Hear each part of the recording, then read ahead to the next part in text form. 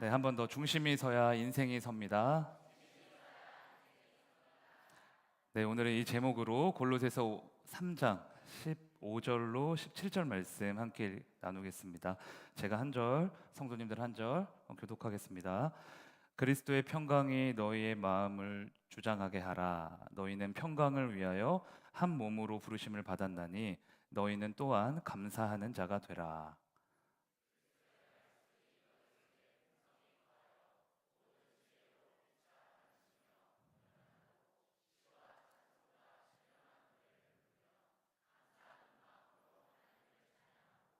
네, 같이 읽겠습니다. 또 무엇을 하든지 말에나 일에나 다 주 예수의 이름으로 하고 그를 힘입어 하나님 아버지께 감사하라. 아멘. 아마 우리 작년 성도님들은 어렸을 적에 동네에서 팽이치기 좀 해보셨을 것 같아요. 그래서 뭐 우리 형제님들이 지금 이렇게 과묵하게 앉아 계시지만 옛날에는 개구지게 그렇게 친구들과 노시지 않았을까 생각합니다. 팽이도 시대의 흐름에 따라 변천사가 있더라고요. 60년대는 저렇게 나무로 만들어진 팽이였다가 90년대, 그러니까 제가 어렸을 적에는 문방구에서 저런 팽이를 팔았습니다. 그리고 이제 조금 지나니까 플라스틱으로 만들어진 이렇게 당겨서 돌리는 그 저런 팽이들이 나오더라고요.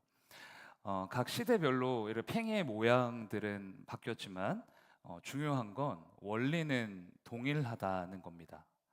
팽이를 잘 돌리려면 무엇보다 중심축이 견고해야 돼요.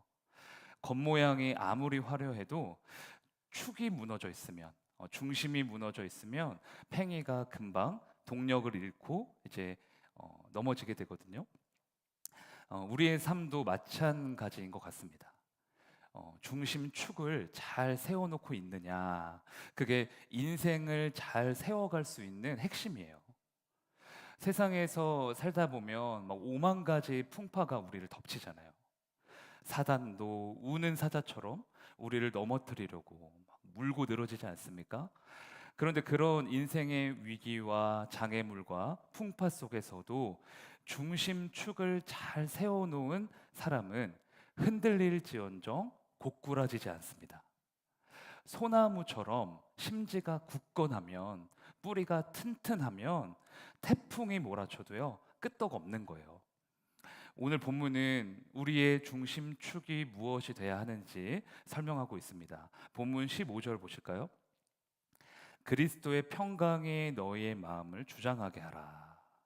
여기서 주장하게 하라는 이 단어는 헬라어로 브라뷰오인데, 이 단어는 운동 경기 시합에서 심판을 보다라는 뜻입니다.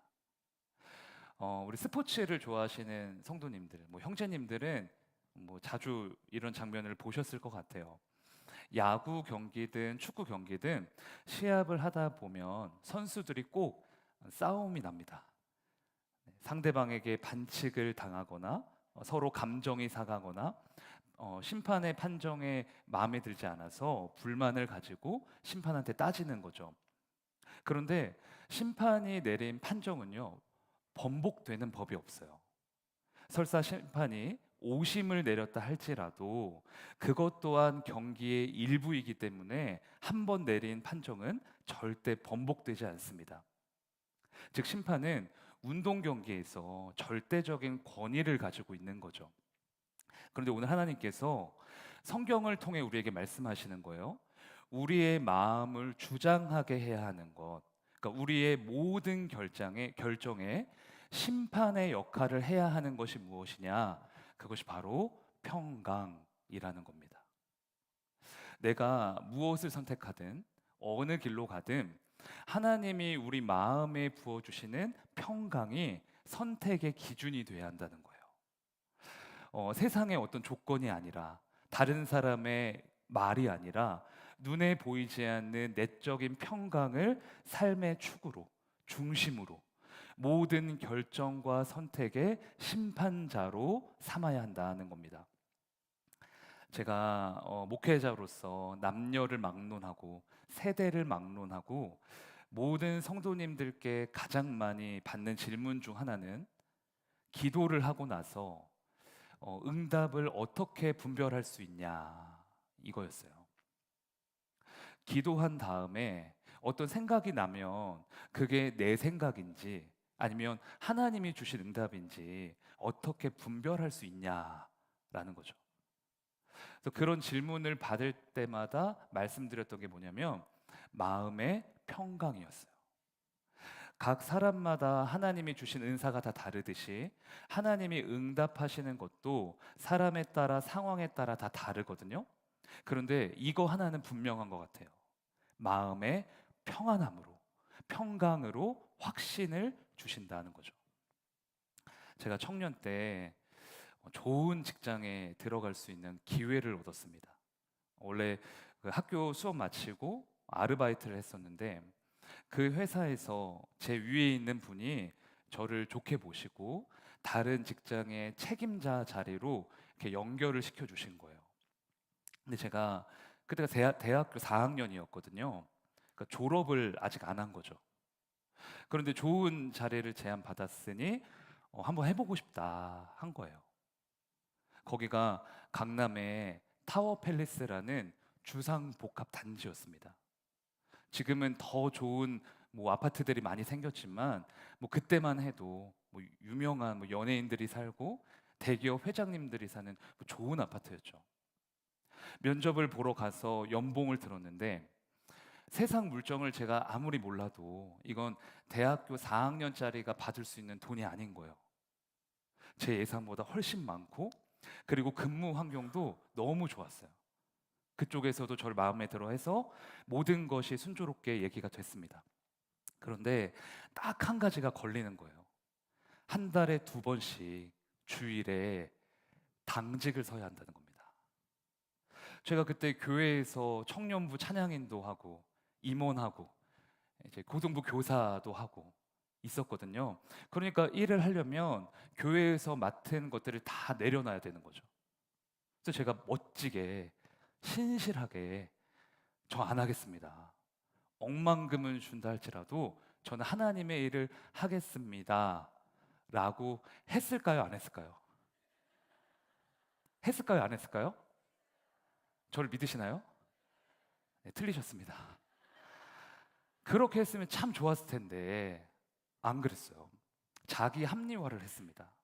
나 앞으로 결혼도 해야 되고 뭐 내가 평생 찬양팀하고 임원할 것도 아닌데 나 이 기회에 떠나야겠다. 이거는 하나님이 나에게 주신 복이다. 응답이다. 이렇게 생각했어요.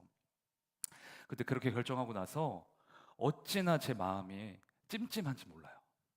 밥을 먹어도 불편하고 누굴 만나서 얘기해도 괜히 나한테 막 말하는 것 같고 그러다가 첫 출근하기 전날 그날이 주일이었거든요.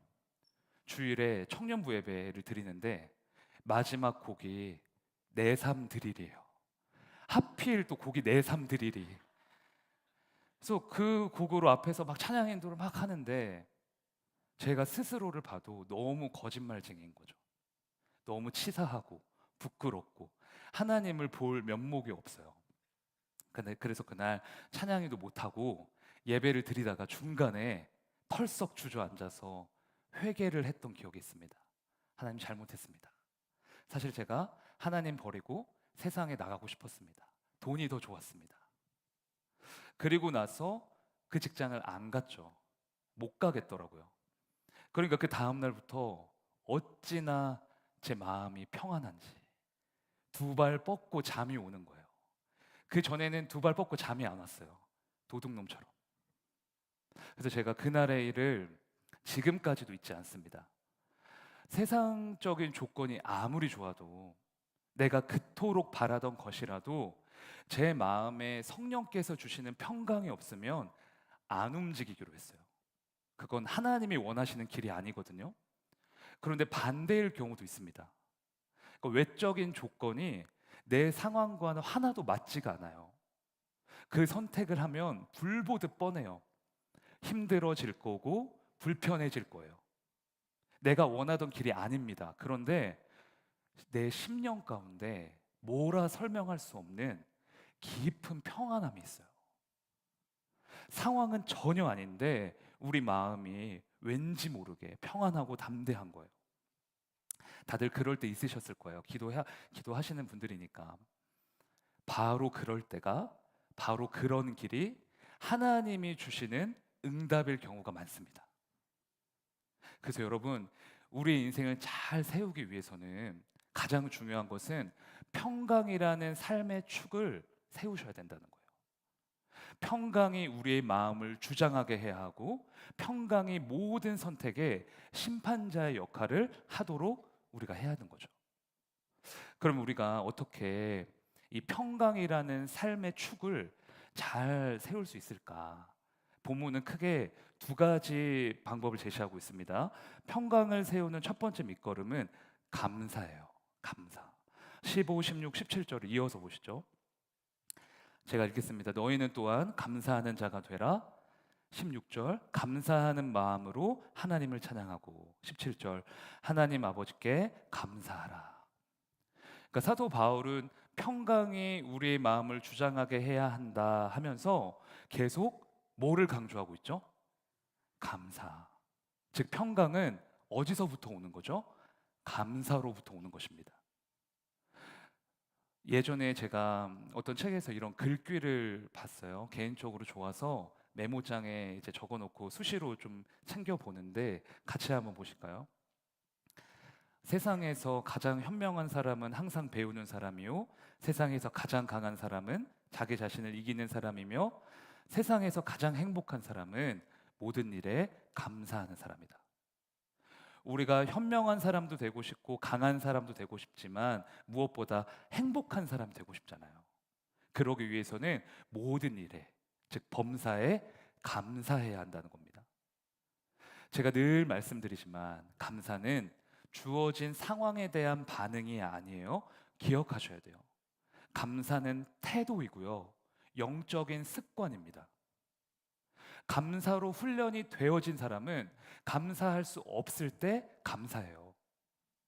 우리 주변에 그런 분들 많이 보잖아요.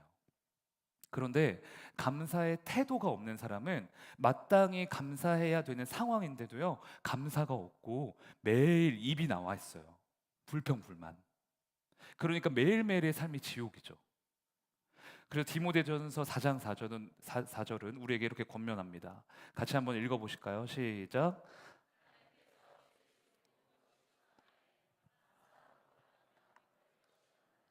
네, 여러분 중요한 게 있어요. 감사함으로 그 다음에가 뭐죠?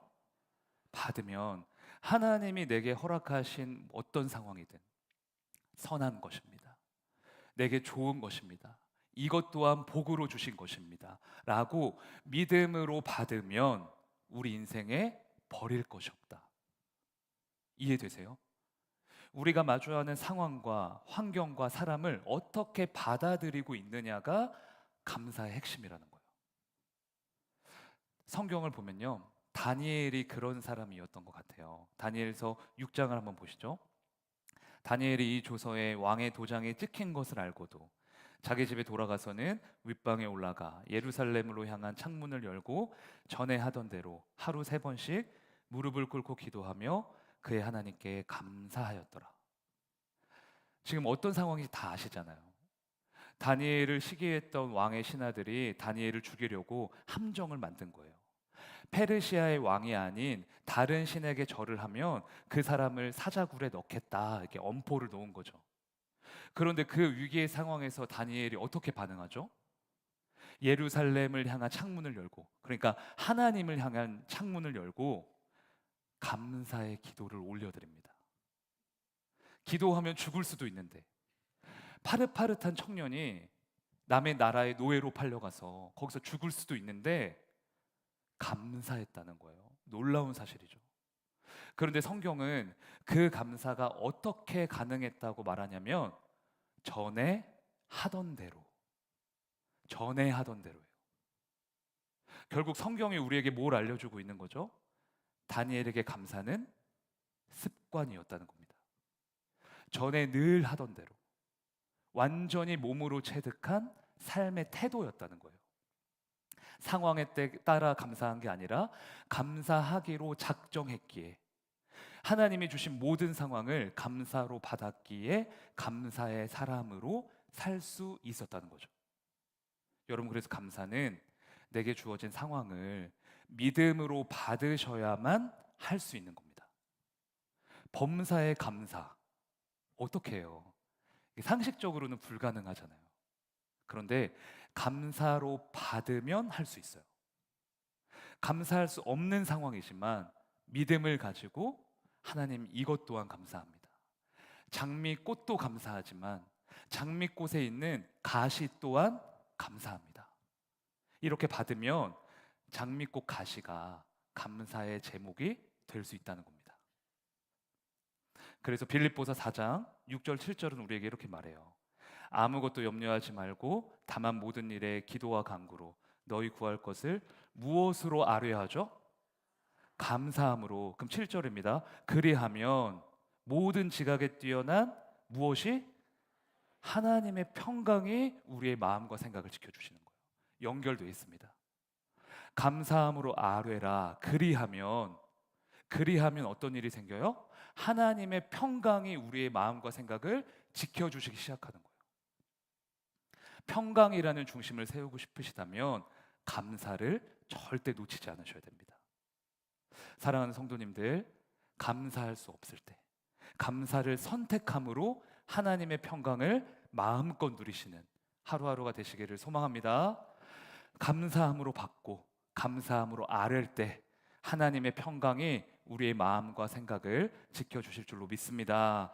저를 따라 고백합니다. 감사로 받겠습니다.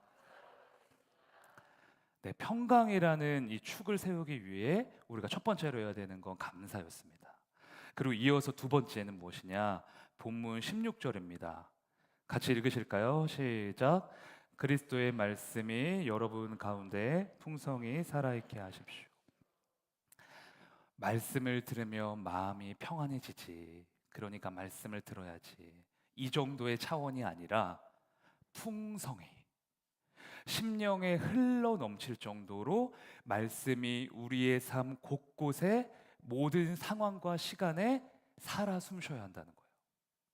우리의 마음이 평안하고 아니고의 승부처는 결국 말씀이 풍성하게 공급되고 있느냐, 아니면 말씀이 찔끔찔끔, 그 수도꼭지 고장나면 물이 찔끔찔끔 나오잖아요. 그렇게 약한 물줄기로 공급되고 있느냐, 여기에 달려있다는 거예요. 그래서 시편 1편은 복 있는 사람을 어떻게 묘사하고 있죠? 한마디로 말하면 시냇가에 심은 뭐죠? 시냇가에 심은 나무잖아요. 시냇가에 심긴 나무는 메마른 땅에 있는 나무와 달리 사시사철 열매를 맺고 잎사귀가 마르는 법이 없습니다. 왜냐? 나무의 뿌리가 어디에 잠겨져 있죠? 시냇가에 365일 24시간 끊임없이 공급을 받고 있는 거예요. 그런데 여러분 생각해 보세요. 땅에 있는 나무나 시냇가에 심겨진 나무나 사실 태풍이 오면 거센 비바람을 맞는 건 똑같지 않습니까? 뜨거운 태양볕이 몇 날 며칠 내리쬐면 그대로 다 받아야 하고, 비바람이 치면 맞아야 하고, 그렇게 거친 환경을 이겨내야 하는 건 동일해요. 그런데 시냇가에 심긴 나무는 끄떡이 없는 거죠. 오히려 각종 열매를 사시사철 맺고 잎사귀가 마르지 않습니다. 똑같은 악조건 속에서도 밑에서 뿌리에서 엄청난 공급을 받고 있기 때문에 그 환경을 넉넉히 이길 정도의 풍성한 공급을 빨아들이고 있기 때문에 시냇가에 심긴 나무는 결국 죽지 않고 풍성한 열매를, 생명을 움틔울 수 있다는 겁니다. 그래서 여러분, 신앙생활의 승부처는 말씀의 진액을 얼마나 풍성하게 빨아들이고 있으시냐, 여기에 달려 있어요. 내 부모가 아무리 못났고, 내 삶이 아무리 힘들고, 내가 타고난 재능이 아무리 없어도 복 있는 사람이 될 수 있습니다. 무엇만 하면요? 내가 마주한 거친 환경보다, 그 세상보다 말씀의 공급을 훨씬 풍성하게 받을 때, 하나님의 말씀이 내 삶 곳곳을 통치하며 말씀이 흘러 넘칠 정도로 내 심령을 가득 채울 때 우리는 시냇가에 심긴 가장 푸르른 멋진 나무가 될 줄로 믿습니다. 그래서 시편 119편 165절은 이렇게 말하고 있어요. 주의 법을 사랑하는 자들은, 주의 법이 말씀이죠, 마음이 평안하여 어떻게 됩니까? 아무도 그들을 넘어뜨릴 수 없대요. 주의 법을 사랑하는 자들의 특징이에요. 마음이 평안해요. 그래서 아무도, 외부의 어떤 환경도 어떤 대적도 그를 쓰러뜨릴 수가 없습니다. 여러분, 그래서 말씀이 여러분의 일상에 흘러 넘치셔야 돼요. 예배 시간마다 오셔서 이 설교를 들으시지만 이걸로 만족하셔서는 안 됩니다. 흘러 넘칠 정도로 말씀에 적셔져 계셔야 돼요. 맛만 보는 정도로는 세상을 이길 수가 없거든요. 제가 저희 전도사님들을 엄청 아낍니다. 전도사님들은 저를 어떻게 생각할지 모르겠는데, 전도사님들이랑 저랑 과거에는 형 동생이었으니까 친하게 지내기도 하고 저희끼리 있으면 말도 편하게 하고 하는데, 근데 제가 전도사님들한테 유독 엄해질 때가 있어요. 이것만큼은 단호하게 절대 봐주지 않는 게 있습니다. 그게 말씀이에요. 말씀 묵상, 말씀 연구를 제대로 하지 않으면 그것만큼은 제가 좋게 넘어갈 수가 없어요.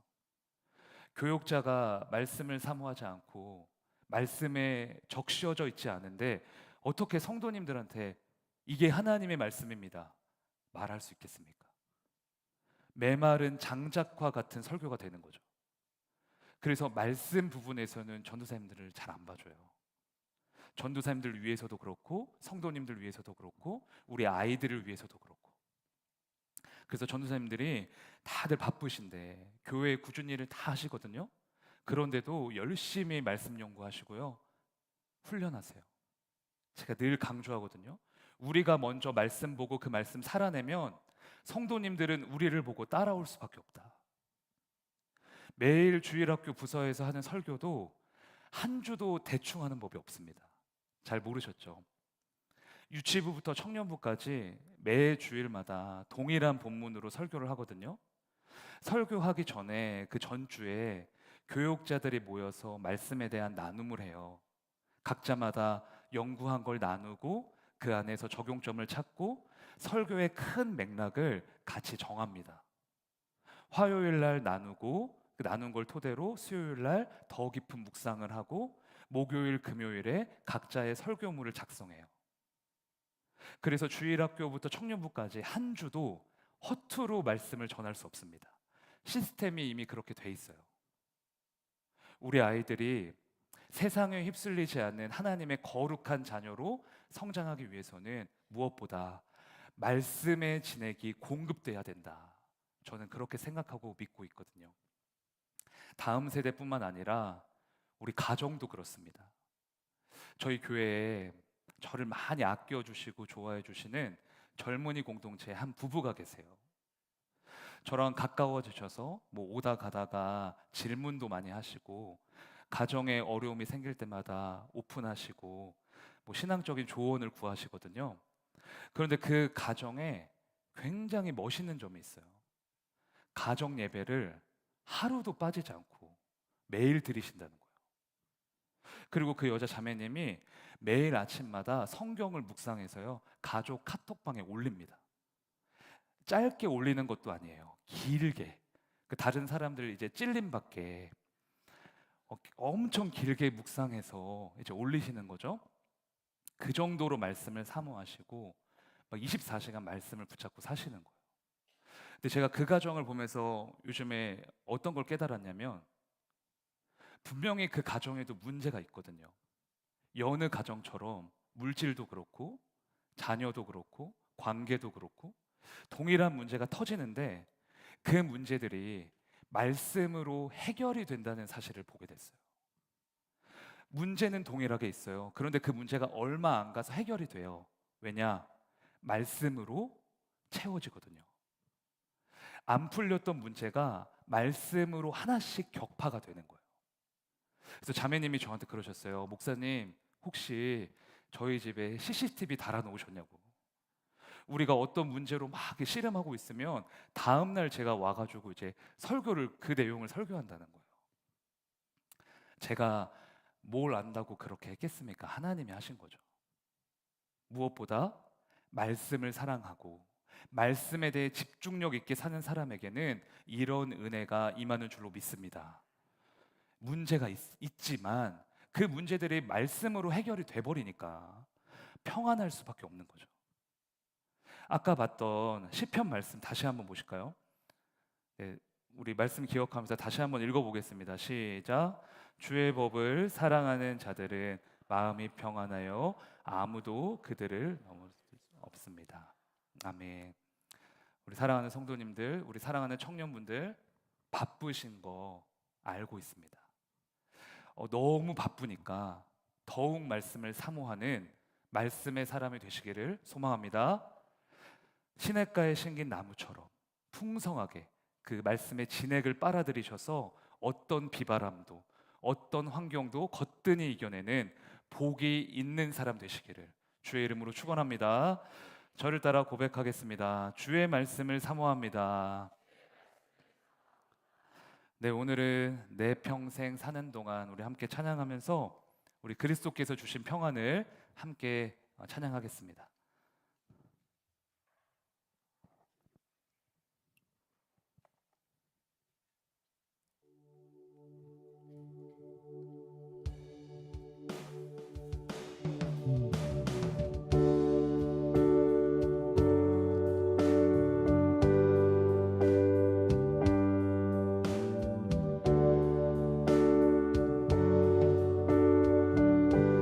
고백하겠습니다. 내 평생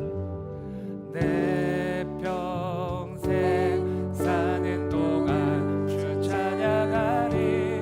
여호와 하나님 내 주를 찬양하리. 주님을 묵상함이 즐겁도다. 내 영혼 주 안에서 참 기쁘리. 다시 한번 내 평생 사는 동안 내 평생 사는 동안 주 찬양하리. 여호와 하나님 내 주를 찬양하리. 주님을 묵상함이 즐겁도다. 내 영혼 주 안에서 참 기쁘리. 내 영혼아 주님을 송축하라. 내 영혼아 주님을 찬양하라. 내 영혼아 주님을 송축하라. 내 영혼아 주님을 찬양하라. 다시 한번 내 평생 사는 동안 내 평생 사는 동안 주 찬양하리. 여호와 하나님 내 주를 찬양하리. 주님을 묵상함이 즐겁도다. 내 영혼 주 안에서 참 기쁘리. 내 영혼아 주님을 송축하라. 내 영혼아 주님을 찬양하라. 내 영혼아 주님을 송축하라. 내 영혼아 주님을 찬양. 다시 한번 내 영혼아 주님을 내 영혼아 주님을 송축하라. 내 영혼아 주님을 찬양하라. 내 영혼아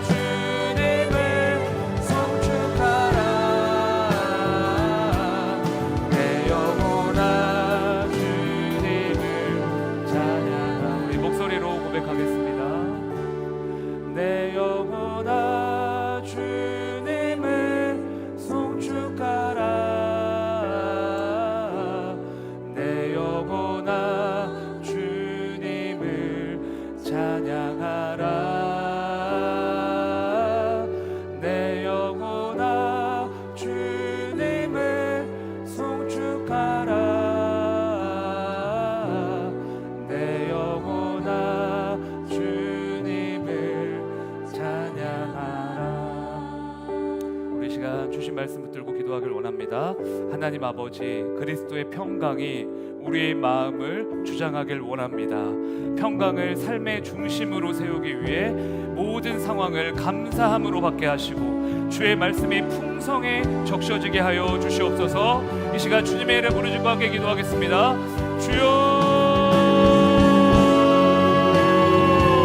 하나님 아버지 감사합니다. 하나님 오늘 우리를 예배 자리로 불러주시고 하나님의 말씀을 듣게 하시니 감사합니다. 하나님, 그리스도의 평강이 우리 마음을 주장하게 하여 주시옵소서. 평강을 삶의 중심으로 세우기 위해 하나님 먼저 모든 상황을 감사로 받길 원합니다. 하나님, 우리 마음에 감사를 잃은 마음이 있었다며, 감사를 잃어버리고 있었다며, 이 시간 아버지 회복시켜 주시어서 성령으로 강화 감동시켜 주시어서 모든 상황과 시간을 감사로 받을 수 있는 감사의 사람이 되게 하여 주시옵소서. 하나님, 무엇보다 주의 말씀에 풍성히 적셔지길 원합니다. 말씀을 갈망하며